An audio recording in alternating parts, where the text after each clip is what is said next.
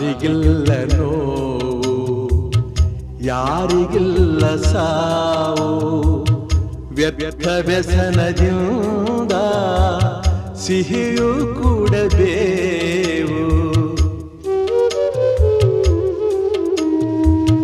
ಬಾಳುವೊಂದು ಸಂತೆ, ಸಂತೆ ತುಂಬ ಚಿಂತೆ, ಮಧ್ಯಮದಗಳಿಂದ ಚಿಂತೆ ಬೆಳೆಯುವುದಂತೆ.